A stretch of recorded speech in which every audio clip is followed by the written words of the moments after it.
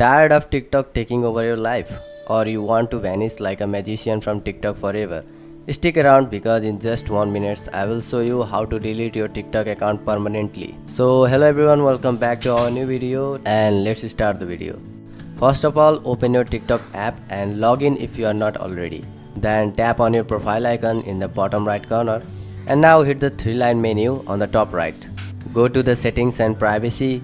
Scroll down a little and tap on account option.